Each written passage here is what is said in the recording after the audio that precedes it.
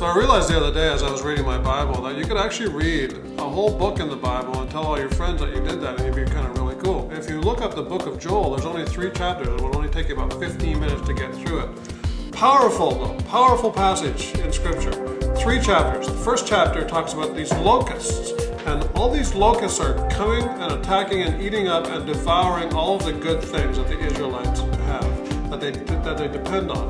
Now, commentators can't agree as to whether or not these locusts are real literal locusts that are actually eating up the crops and destroying the land, or if they're figurative locusts and they're describing armies or enemies that are coming to attack and to kill and butcher them and take away their stuff. Either way, commentators do agree that this is an image of bleakness. This is an image that's being painted that shows that things look really, really hopeless.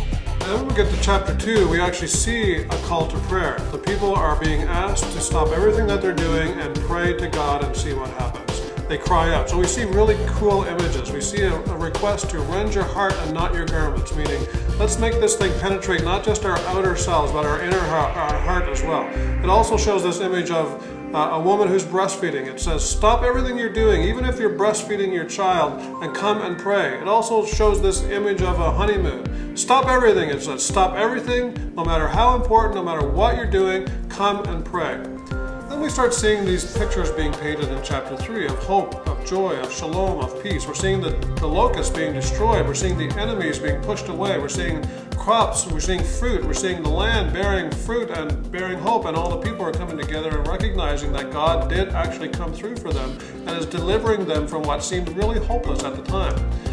Now I got to thinking, what does that have to do with our own situation? Well, I could follow chapter 1, chapter 2, and chapter 3 even in our own time. I could say that currently in our world today we do have locusts. We've got locusts all around us. And they're certainly not literal ones today, but they are figurative ones.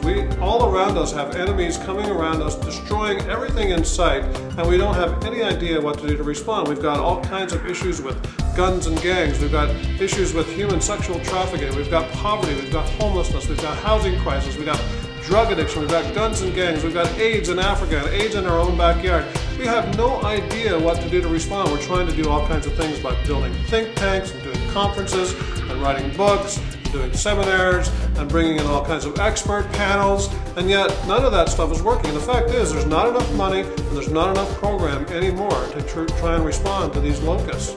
So my thinking is, why don't we follow the model that was set in Joel chapter 2? Why don't we come together and start praying? Why can't we cry out to God and say, God, we have no idea what to do. We need you. We need to rend our hearts and not our garments. We need to stop everything that we're doing, including all the conferences, all the think tanks, all of that stuff, and start to pray. Maybe, just maybe, something might happen then. And then we could hope for what we see in chapter 3. We could hope for those locusts being destroyed. We could hope for a resolution to drug addiction. We could hope for a resolution to the huge amount of human sexual trafficking that's going on in this world. We could believe with our whole hearts that God is bigger than all of that. God is bigger than AIDS in Africa. God is bigger than crack cocaine. God is bigger than Barack Obama. God is bigger than you, and God is bigger than me. So why can't we cry out to God? The fact is, I've been doing this work for 20 years. I've worked amongst some very, very broken people, and I've seen a lot of lives changed. But in all reality, none of those lives have ever changed because of a program.